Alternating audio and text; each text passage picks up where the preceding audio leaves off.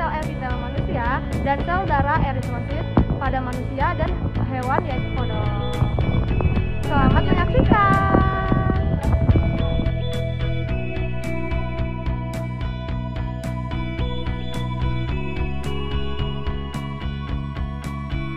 Tujuan dari praktikum ini yaitu 1. Memahami konsep difusi dan osmosis dalam sel hewan dan manusia. 2. Mengamati perubahan morfologi sel akibat perbedaan konsentrasi larutan. 3. Menganalisis efek osmosis pada eritrosit dalam berbagai larutan.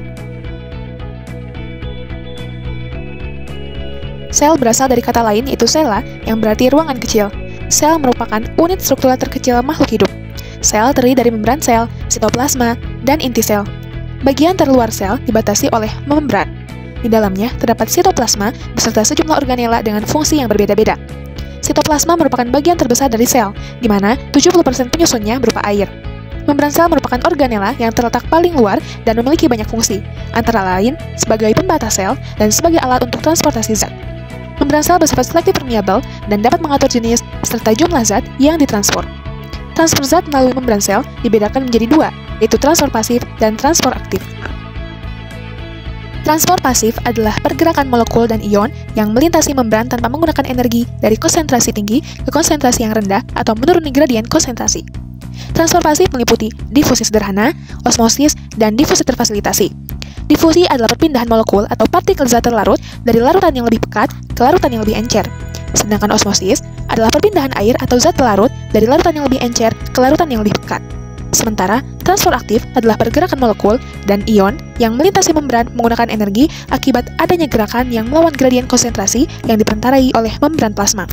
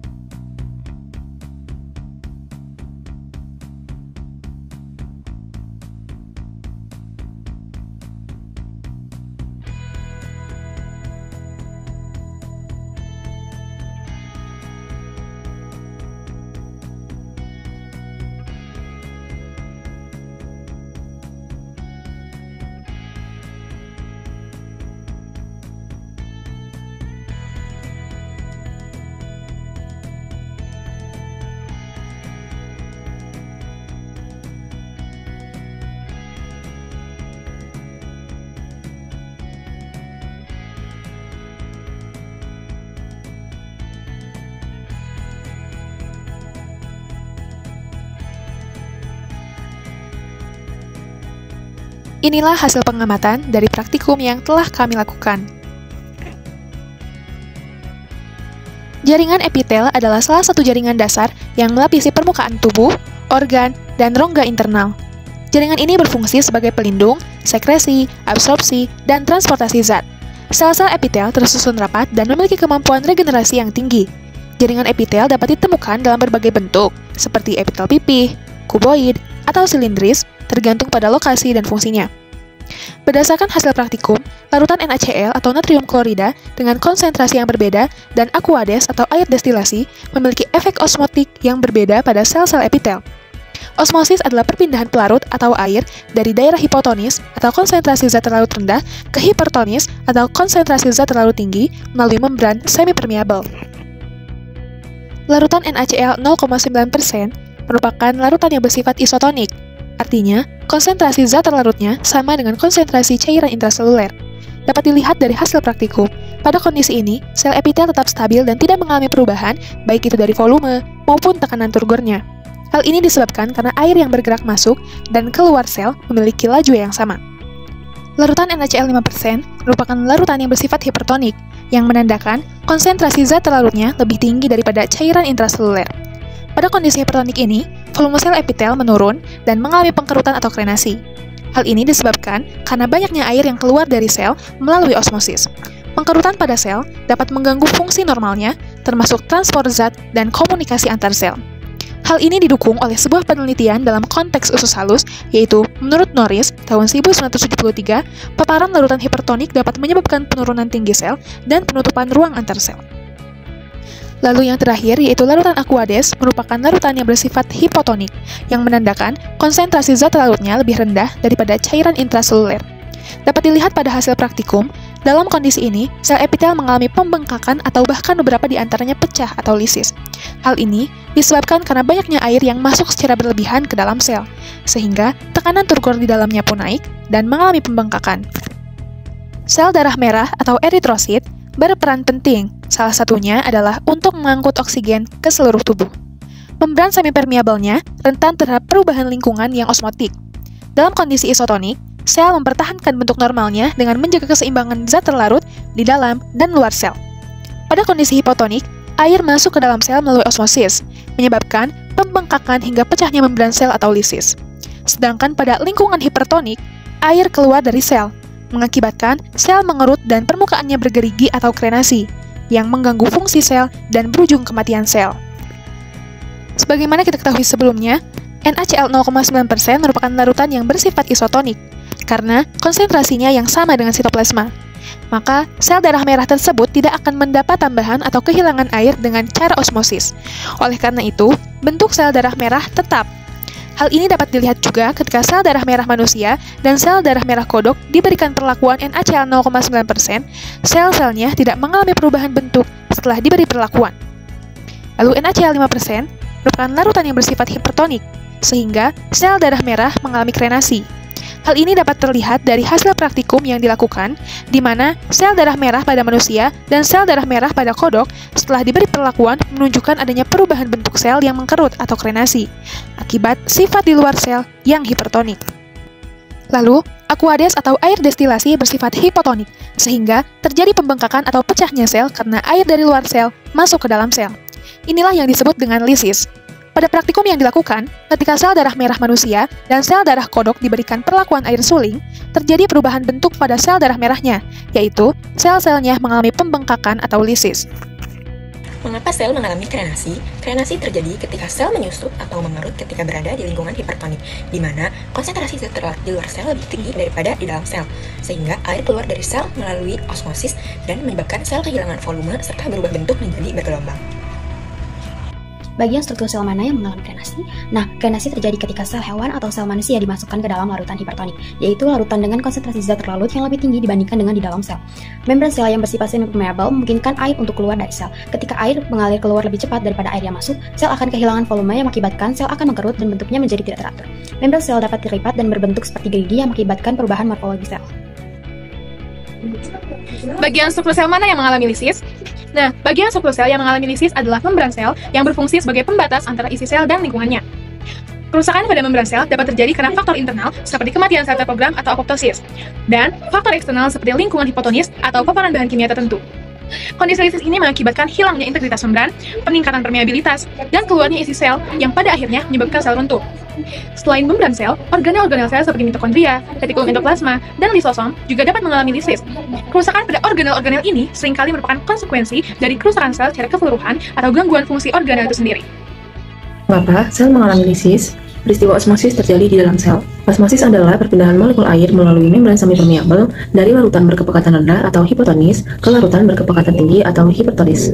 Lisis adalah keadaan sel yang pecah atau membran sel yang rusak dan menyebabkan organel sel keluar.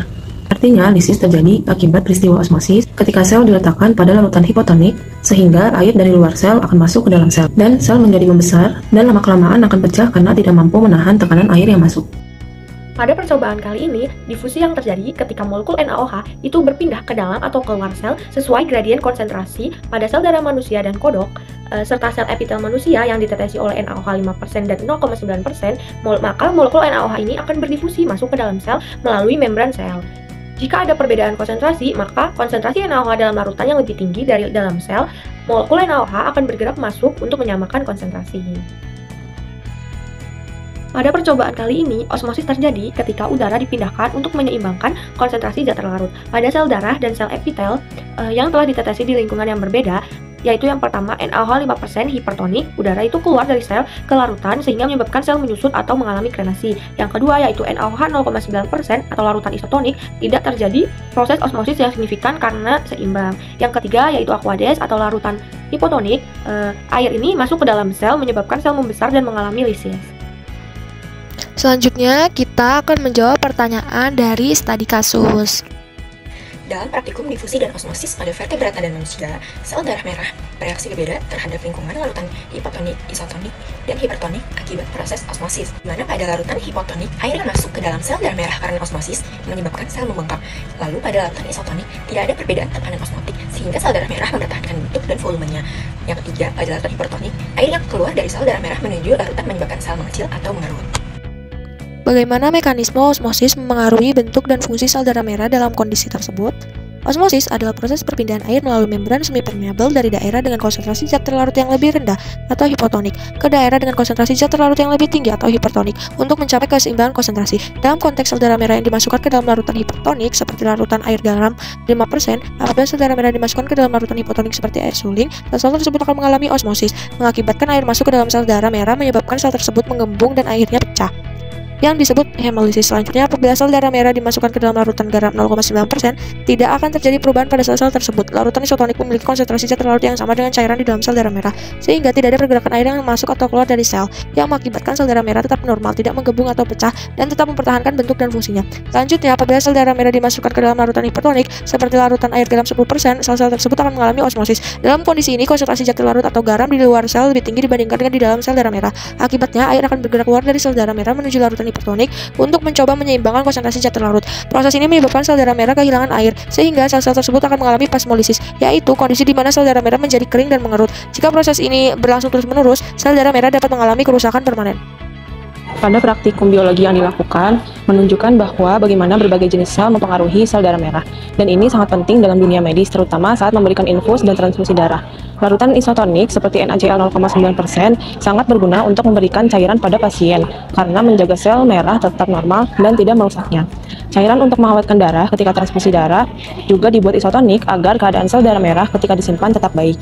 Sebaliknya, larutan hipotonik seperti air suling bisa berbahaya karena menyebabkan sel darah merah pecah akibat terlalu banyak air yang masuk ke dalam sel. Itulah sebabnya infus hipotonik jarang dipakai dan hanya diberikan pada kondisi khusus dengan pengawasan yang ketat. Jika tidak hati-hati, penggunaannya bisa menyebabkan gagal ginjal atau shock. Selain itu, mencampur darah merah dengan larutan hipotonik saat transfusi darah bisa membuat sel darah merah membesar dan pecah atau lisis. Sementara itu, larutan hipertonik seperti NaCl 5% membuat air keluar dari sel sehingga selnya mengerut atau krisis. Infus hipotonis dipakai pada kasus tertentu dan diberikan perlahan agar sel tidak kekurangan cairan terlalu banyak. Larutan hipertonik tidak digunakan dalam transfusi darah karena bisa merusak sel darah merah dan memicu reaksi imun. Oleh karena itu, memilih larutan infus atau pengawet darah ketika transfusi darah yang tepat sangat penting untuk menghindari masalah serius seperti pecahnya sel darah merah, kerusakan organ, atau bahkan kematian sel. Jadi, larutan isotonik adalah pilihan utama untuk rehidrasi dan transfusi, sedangkan larutan hipotonik atau hipertonik hanya dipakai pada pasien dengan kondisi khusus.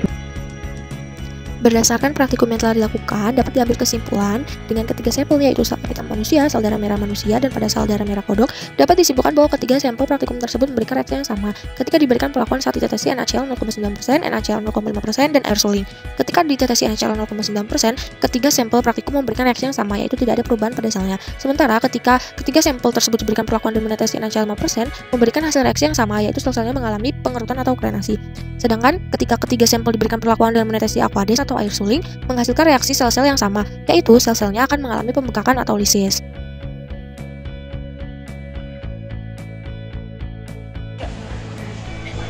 Halo guys, jadi tadi videonya udah selesai, praktikumnya juga udah selesai. Semoga bermanfaat. Jangan lupa di robek. Dadah, see you di video praktikum selanjutnya.